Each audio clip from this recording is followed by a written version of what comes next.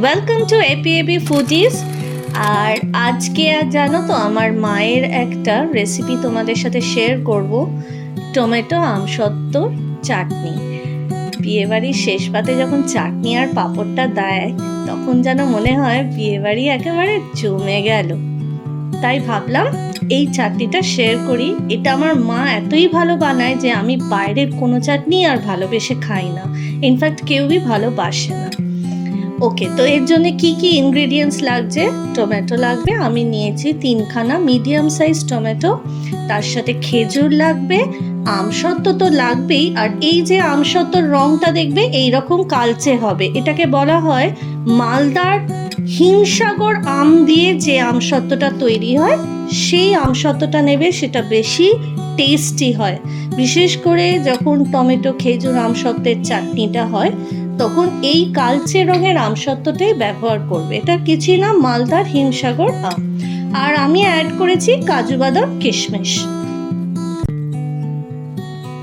এবার একটা কড়াইতে মাস্টার্ড অয়েল দেবে 2 টেবিলস্পুন মতো, অ্যাড করবে 1 টিস্পুন মতো পাঁচফোড়ন, 2টো শুকনো লঙ্কা, 3টে তেজপাতা।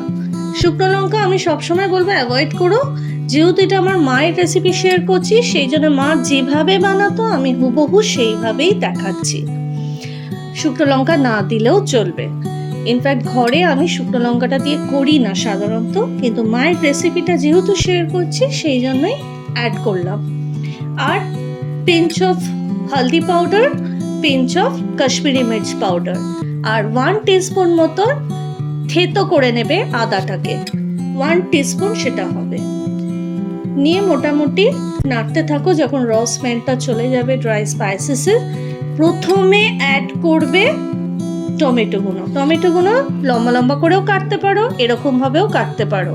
টমেটোগুলো আমি এখানে এরম ভাবে কেটেছি, তোমরা লম্বা করেও চাইলে কাটতে পারো। প্রথমে কিন্তু টমেটোটা দেবে, একটু নাড়িয়ে নেবে ভালো করে। যখন মিক্স হয়ে যাবে তখন খেজুর। আচ্ছা, খেজুরের পরিমাপটা কতটা নেবে?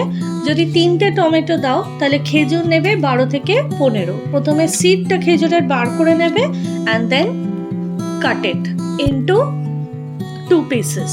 লম্বা করে খেজুরটা কেটে নেবে, নিয়ে ভালো করে মিক্স করতে থাকো। মিক্স করার পর 2 কাপ মতন আমি চিনি দিয়েছি। যদি কাপটা ছোট হয় সাইজে তাহলে পুরো 2 কাপ লাগবে, আদারওয়াইজ একটু বড় যদি হয় কাপটা তাহলে please do add only 1 cup, 1.5 cup মতন।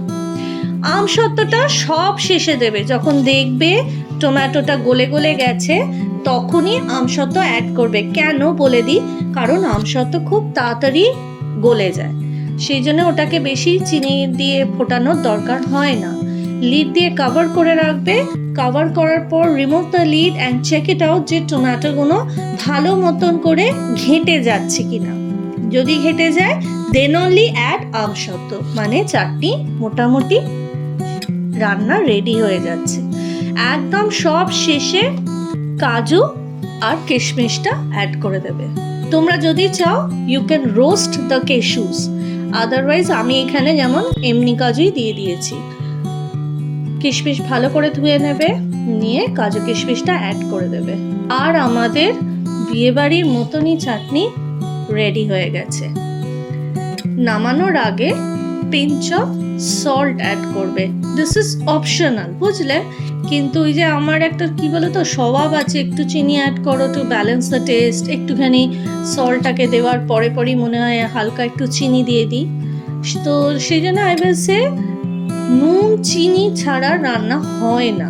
তাই বলে মাছের ঝালেতে চিনি দিতে বসো না, মাছের ঝাল একদমই চিনি ছাড়াই হয়। সব শেষে কাজু কিশমিশ অ্যাড হবে যখন দেখবে আমসত্ত্বটা একটু সফট হয়ে গেছে।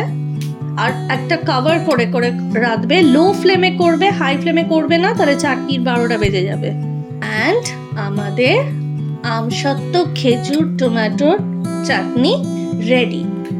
আলুর পাঁপড় যদি বাড়িতে থাকে ভেজে নাও, আর এই চাটনি দিয়ে খেতে আমাকে জানিও কারা কারা চাটনি দিয়ে পাঁপড় খেতে ভালোবাসো, রাদার পাঁপড় দিয়ে চাটনি খেতে ভালোবাসো।